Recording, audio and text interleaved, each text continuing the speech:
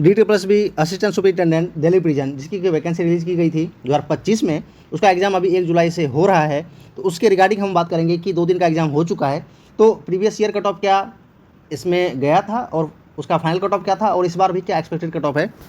तो नमस्कार दोस्तों, इसमें हम बात करने वाले हैं सारा डिटेल में कि कंपेयर करेंगे, उससे आपको खुद पता चल जाएगा कि भाई हाँ, इस बार कितना टारगेट अगर किया जाए तो वो हो सकता है कि आपको फाइनल सिलेक्शन मिल सकता है जॉब में। ठीक है, तो आपका एग्जाम हो भी चुका होगा तो उस हिसाब से भी आपको आइडिया लग जाएगा। अगर हम वैकेंसी डिटेल की बात करें, देखिए वैकेंसी डिटेल की अगर हम बात करेंगे तो 32/25 जो कि अभी 2025 में वैकेंसी आई थी और 111/23 जो कि 2023 में वैकेंसी आई थी, लेकिन उसका कंप्लीट कब हुआ वो हाल ही में कंप्लीट हुआ है। 2025 में इसका फाइनल रिजल्ट आया था। ठीक है, तो वैकेंसी इसमें 93 सीट्स हैं और इसमें 26 था, तो लगभग देख सकते हैं कि 4 गुना वैकेंसी इस बार है। तो कट ऑफ में क्या डिफरेंस हो सकता है, कितनी गिरावट देखने को मिल सकती है, तो इससे हम पता चलेगा कि हम लेवल बाय लेवल देखेंगे कि टियर 1 में कितना कट ऑफ था, फिर पीईटी के लिए कितना था, फिर फाइनल में कितना था। अगर पीईटी की बात करें, यानी सीबीटी में जिसने क्वालिफाई किया और उसको पीटी के लिए बुलाया गया, तो उसका कितना कट ऑफ था। 2023 की जो वैकेंसी थी उसका जो एग्ज़ाम रिजल्ट आया था सीबीटी टियर 1 का 19 नवंबर 2024 को आया था, जिसमें से 13,928 कैंडिडेट अपियर हुए थे एग्ज़ाम में, और देख सकते हैं कि लगभग 10.5 गुना यानी 10 से 11 गुना कैंडिडेट को बुलाया गया था, मतलब शॉर्टलिस्ट किया गया था पीटी के लिए। और कट ऑफ कितना रखा गया था category wise, normalise cut off है ये 166.14, ये नॉर्मलाइज है आउट ऑफ 200। अनरिजर्व का था ओबीसी का 156.77, एससी का 155.5, एसटी का 140.98 और एक्स सर्विसमैन का 123.45।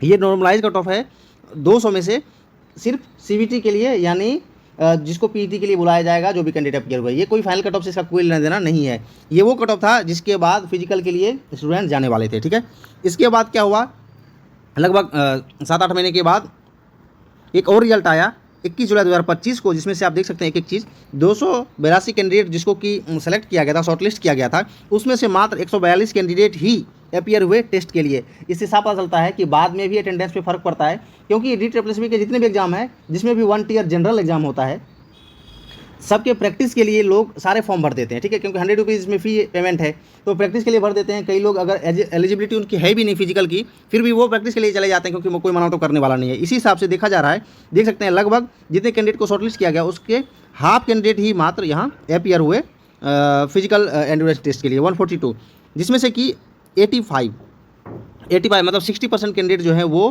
क्वालिफाई हुए पीईटी में, जो कि जून में हुआ था, मतलब 7 महीने बाद फिजिकल टेस्ट करवा लिया गया था। तो लगभग अगर ये है आपका कि एग्ज़ाम के रिजल्ट के बाद कितना टाइम लगेगा, तो यहाँ से भी आप देख सकते हैं कि जैसे टियर 1 का रिजल्ट आएगा उसके 6-7 महीने के अंदर संभावना होती है, हो सकता है जल्दी भी कर ले, क्योंकि लेकिन ये इस पर आप ट्रस्ट कर सकते हैं, क्योंकि ये वैकेंसी सबसे लास्ट जो लेटेस्ट वैकेंसी वो थी 23 में आई थी, 25 में कंप्लीट हुई है। ठीक है, लगभग 2 साल का समय लगा था।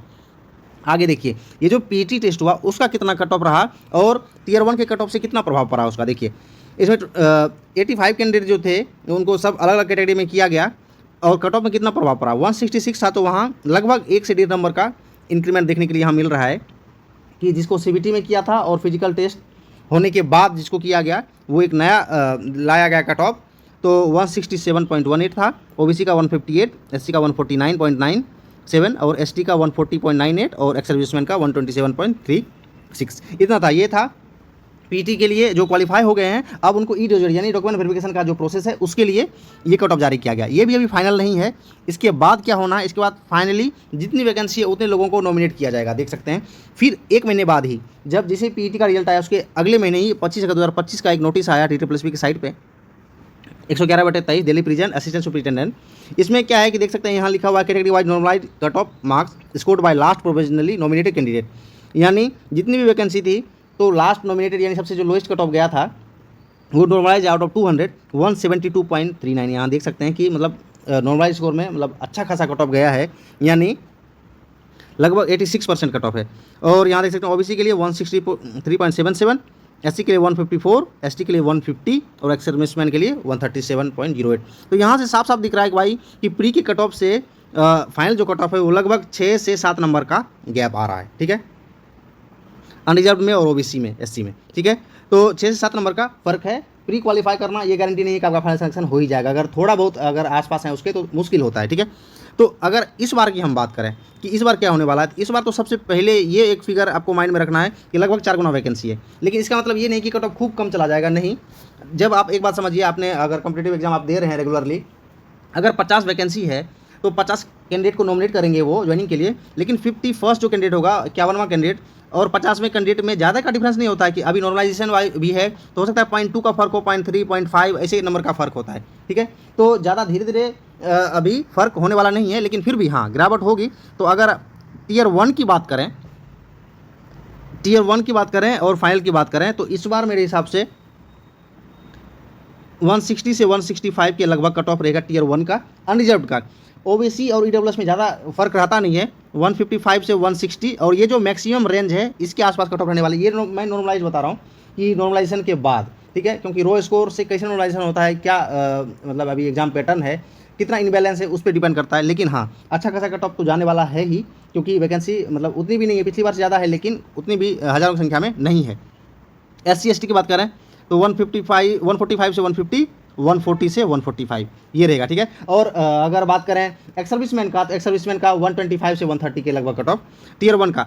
लेकिन मेन मोटो होता है फाइनल सिलेक्शन भाई।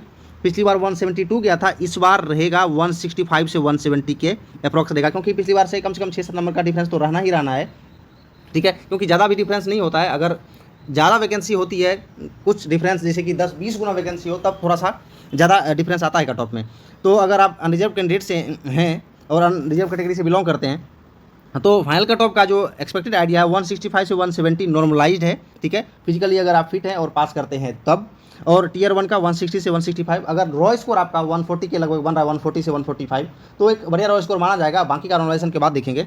और 160 के आसपास रहेगा ओबीसी IWS का, और 150 के आसपास रहेगा SC का, और 145 के आसपास रहेगा ST का, और अगर हम बात करें 130 के आसपास रहेगा एक्स सर्विसमैन का। तो इस हिसाब से इस बार एक्सपेक्टेड कट ऑफ होनी चाहिए। बाकी आपने अभी एनालाइज देखा और आप खुद भी देख सकते हैं कि साइट पे कि कितना कट ऑफ रहा। एक 2017 में भी वैकेंसी आई थी, लेकिन वो थोड़ा सा पुराना है, अभी जो लेटेस्ट वाला है उससे मैंने कंपेयर किया।